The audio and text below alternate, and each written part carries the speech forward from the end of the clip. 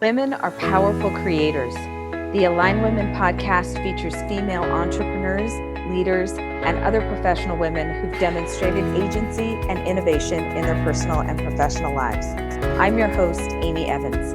I have authentic, intimate conversations with my guests that highlight their paths to success, their struggles and accomplishments, and the things that currently excite, motivate, and inspire them to turn their visions into reality.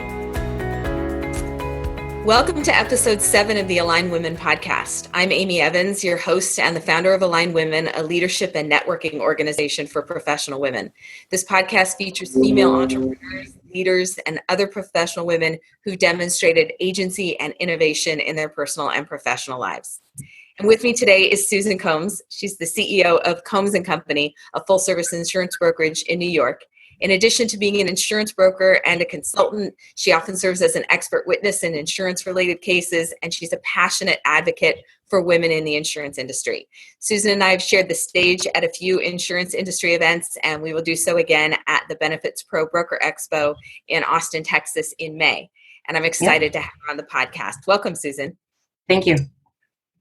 So let's jump into the questions. I always enjoy talking to you. We always have interesting conversations. You have a full service insurance agency that has a really interesting niche. You work with international companies that are opening their first U.S. locations. How did you develop that niche for your agency, and what unique needs do those types of companies have? So I kind of fell into that. I feel like when you get into insurance, you kind of fall into insurance, or, your grandfather owned it or something like that. And I kind of fell into that niche with the international market. My background's hospitality. And so the international stuff was just some extra, it's just more hospitality. It's just a little extra hand holding because they don't own the market. So I think it was about 8 or 9 years ago, I had a gentleman that came to my office that my husband actually introduced me to for networking purposes, that was from the Netherlands. And he helped hospitals with cost centers and things like that. And he said to me, hey, have you ever worked with business managers? And I said, well, I work with business managers on the entertainment side quite a bit. And he said, well, what about international ones? And I said, well, I've never worked with one. And he said, well, I want to introduce you to somebody that helps these Dutch companies set up their first U.S. location. And so that's kind of how it started. And it's just kind of exploded from there. I mean, I've gone and spoke at the University of Amsterdam, and I speak for the Dutch consulate about once a year. And so we're the only brokerage firm that's recommended by the Dutch consulate, also the only one recommended by the Finnish consulate. And it's just, a lot of times, you don't know what you don't know, right? So a lot of times you're in that boat when you're opening a business, but then when you're opening a business and expanding to a different country, it has its own laundry list of things that you have to be concerned about, and the laws that are very different than what you're used to. So that's kind of how it got started. And it's been a lot of fun because you really get to be the hero no matter what, because I do the property and casualty side as well as the benefits. And with the property and casualty, for them to extend the liability from their home country over to the U.S., it's typically 4 to 5 times more expensive than just insuring the U.S. operation. So you can put all the bells and whistles in and look like the hero because you're insuring them properly, and it's at a fraction of the cost that what they're used to, because over in the Netherlands or in Europe, they insure like 75,000 euros, where in the United States you can't get in the door for under $1 million of exposure on the liability side. So it's been a lot of fun, and these companies usually have been around for 20 years plus, so they're well funded. And we've all had those clients we've had to chase to pay their bills. And that's never the case here because, like I said, it's a fraction of the cost. And it's also, they're just, they want the extra hand holding, and they're very trusting. And so, and they're also eager to do things the right way. So they don't really want to cut corners. And a lot of clients sometimes can be that way. So it's very refreshing to deal with them. That sounds like a fascinating niche, and I love that it gives you international travel opportunities too, and that you get to be a hero for clients and make them feel taken care of in an environment that's very confusing and unknown with all the laws that we have. That kind of leads into my second question. You are an Affordable Care Act expert, like it or not. And that has given you the opportunity to serve as an expert witness in court. And I want to learn a little bit about that. How did that opportunity present itself to you, and what do you love about it? What keeps you involved in doing that? Mm-hmm. So my exposure from that, actually, I have to give credit to NAHU and my relationship with them. I was the national president for Women in Insurance and Financial Services. And during that time, we had what was called a joint executive committee. So with the joint executive committee, it's the executive committees of all these different national insurance organizations. And so I developed some very deep and rich relationships and friendships and mentorships too during that time. And Joan Fusco, who I'm pretty sure you know from NAHU, that's the legislative guru. She had a law firm that contacted her in New York and said, "Hey, we're thinking about using the ACA or thinking about using insurance as an argument on a litigation matter. Who would you recommend?" And so I have the Patient Protection and Affordable Care Act certification through NAHU. And I'm only one of 7 in the New York City metro area. So that's Connecticut, Jersey, and in New York City. And my father was a 2-star general in the military, but he was also a civilian judge. So I've been around attorneys my entire life. And so I work really well with them. And to the heart of it is I'm a strategist. So I enjoy working and planning strategies and kind of talking through different cases and situations. And it's really been fascinating because I deal in all different, I think I work in about 38 different states on different legal matters. And it's been very fascinating. And like I said, one of the things that keeps me into it mostly is because I enjoy the strategy part of it and the brainstorming and kind of developing the ideas of what's going to work and what's not going to work and, how best to take care of the person that's injured because they're usually medical malpractice cases or they're, trip and fall, or there's even some workers' comp litigation matters that come into play too. Got it. So you referenced women in insurance and financial services, and I want to talk about women in the insurance industry, which is a subject that you and I can talk for hours on. Yeah. You were named Broker of the Year by Benefits Pro, and was that 2018? 2017. 2017. And you were, and I didn't realize this until doing a little bit of research, the very first woman ever to receive that honor, which is unbelievable and it makes me so happy and makes me shocked still that such an imbalance in the insurance industry. You were also, you mentioned national president of Women in Insurance and Financial Services. I'm going to ask you a question that's probably not expected, but what advantages do you see for women in the insurance industry? I think we talk a lot about the disadvantages, and I want to spend some time talking about some of the advantages because I see them. I've been in the industry for 17 years now, and there are things I absolutely love about it that have kept me here for a long time. Tell me what advantages you see. I think there's several. I mean, one of the things that I love is, we hear a lot of the wage discrepancy in pretty much every single industry. And with this, we get paid the same as the guys. I mean, commissions. I mean, if if they're going to give a small group contract on Aetna to, Joe Schmo down the street, they're going to give me the same contract as him. So, that it's very refreshing because at the end of the day, I can have unlimited income potential, just like the guy that's next door to me has. I also think that it provides a tremendous amount of flexibility. And I think as women, we really, really like that. I don't have any children, but I have a lot of friends that have children that are in the industry, and it allows them to, if they want to be, at the kids' soccer game, they can, work their day around it. Because you can be the, maker of your own destiny. And so you can lay out your own schedule. I mean, when I set up my company 14 years ago, my opinion has always been, as long as you have your phone and your computer, you should be able to work anywhere in the world. And I have. And I think that that's just so refreshing. I mean, my father passed away last year, and this industry allowed me to be there and be present and help care for him while he was dying.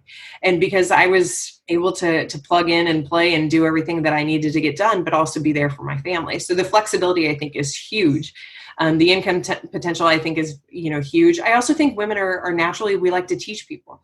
And so we also like to collaborate in groups. So if you have producer groups that you work together or you work together as a team, I think there's a lot of fun that happens there and a lot of creative juices and brainstorming that happens. And I just think that, this can be such an excellent industry for women.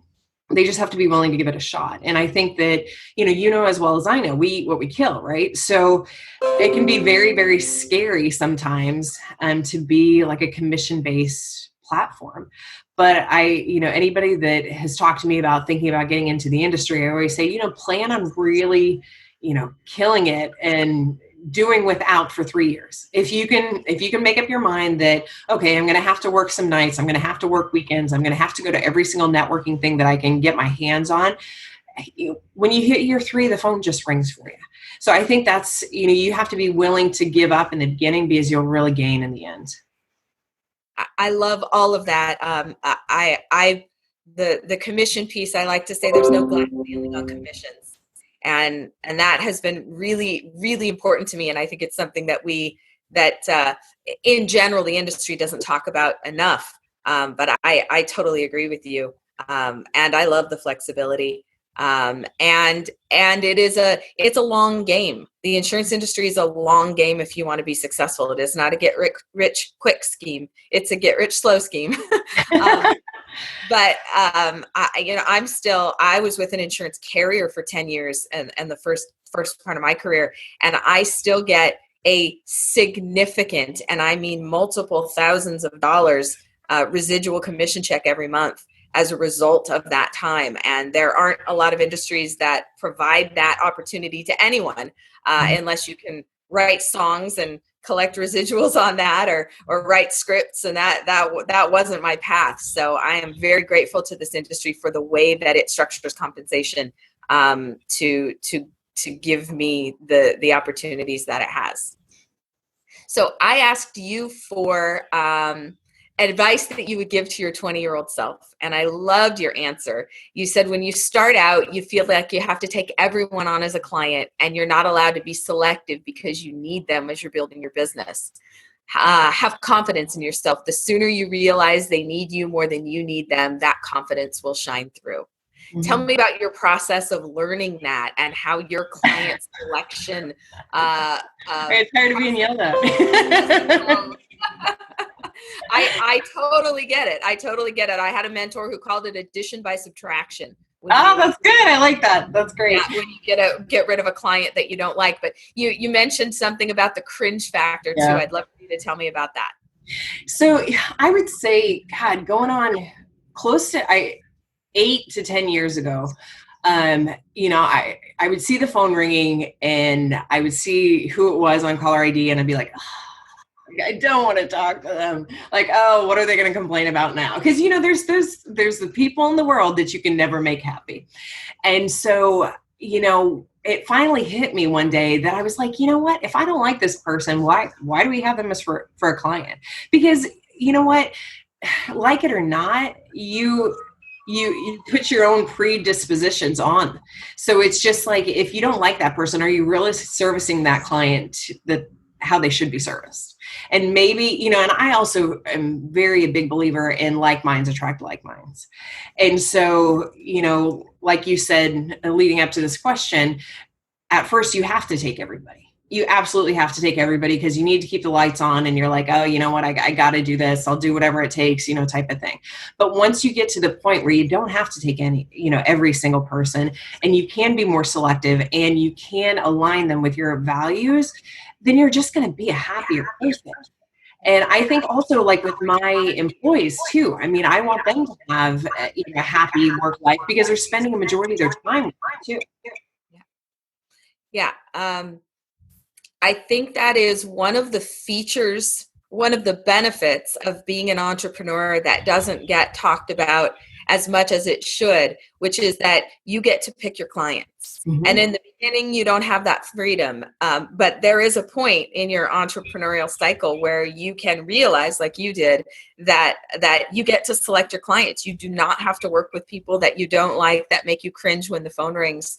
And I love that you brought that up because I think that we should take advantage of that. We should incorporate that in our businesses to really enjoy what we do. And like you said, serve our clients the best way we can, because if we don't like the clients, we're probably not serving them as well as we could. Well, in our office, like, it's not like we friend our clients on Facebook, but we always say, if we wouldn't friend you on Facebook, we don't want you as a client. Yeah, totally fair. Totally fair. So here's another question that I love to talk about with my high-powered entrepreneurial female friends.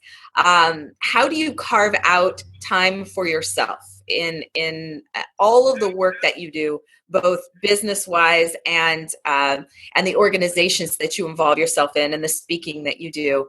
How do you take care of yourself? I'm a big believer in that. So, but I think it has to be in your calendar. And I think you can't feel guilty for taking time for yourself. So, I don't work nights typically. And I mean, we all do those emails at night at some point. I don't work on the weekends. I hit the gym in the morning. I mean, that's something I'm passionate about. I look at that as me time for myself. And I travel quite a bit for work.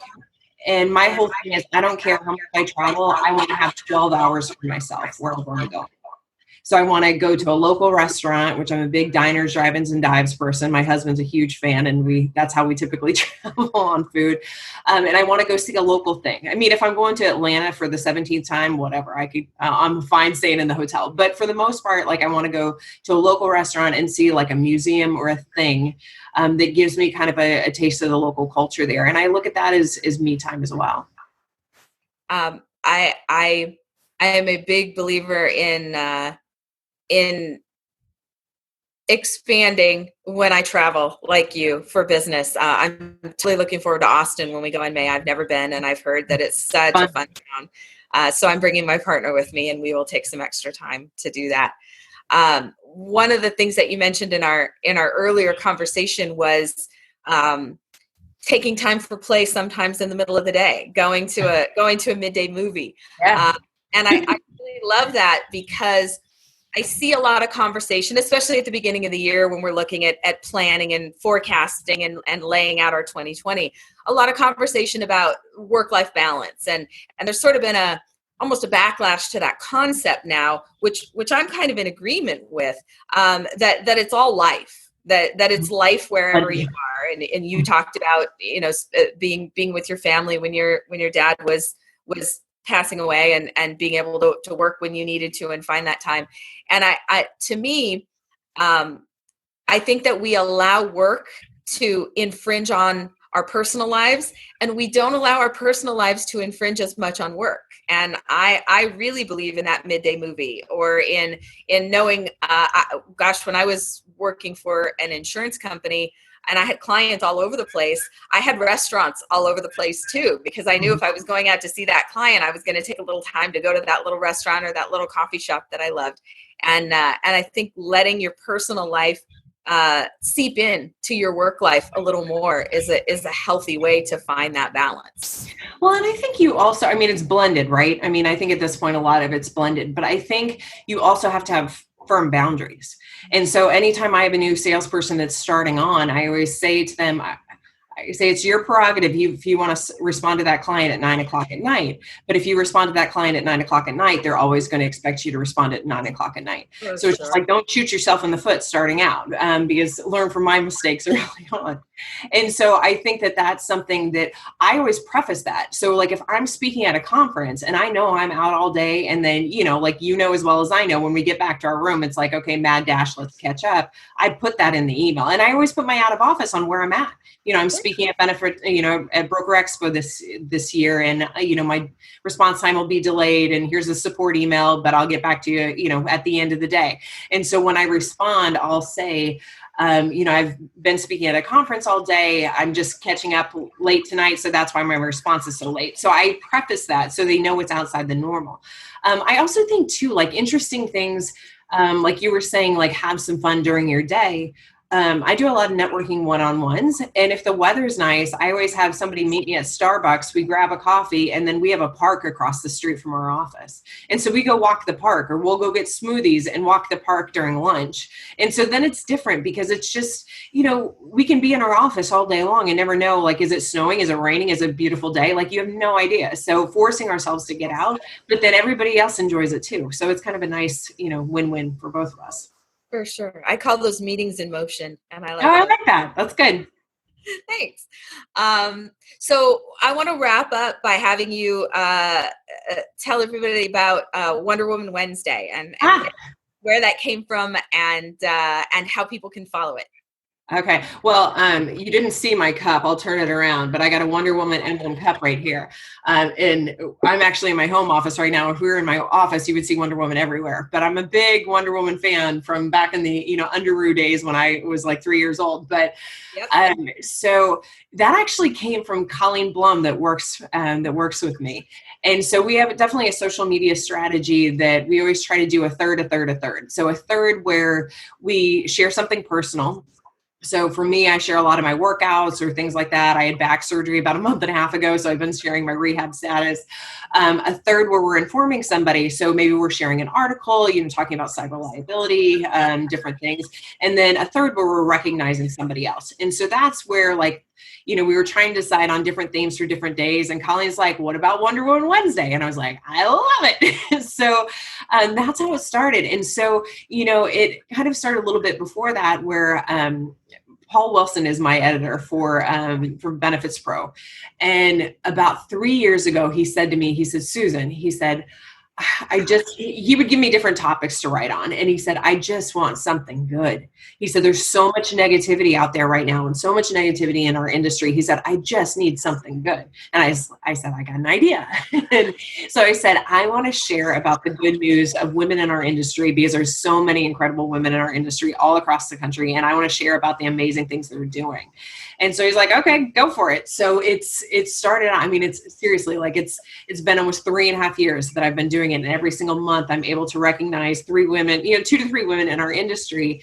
And then it parlays into our social media shares. So every single Wednesday we highlight a woman, either in the industry or, like about a month or so ago, we recognized the two women that were astronauts that were the first 2 women together to do the spacewalk. So, it's just been a lot of fun. And, I have a lot of women. You've been recognized as a Wonder Woman in the past. And so when I'm needing kind of some new blood, because I don't want it to be the Susan Combs show, I reach out to the people that have been featured in the past. And it's been wonderful because all the women get excited about sharing names of other women in our industry. And then when I go to conferences, I meet other women and it just kind of exploded from there. But it's been so much fun. 52 women every single year get recognized on Wonder Woman Wednesday. So it's been very enjoyable for me too. That's so great. And I always have fun reading them. I appreciate it. So I'm going to wrap up with that. Tell me where people can find you.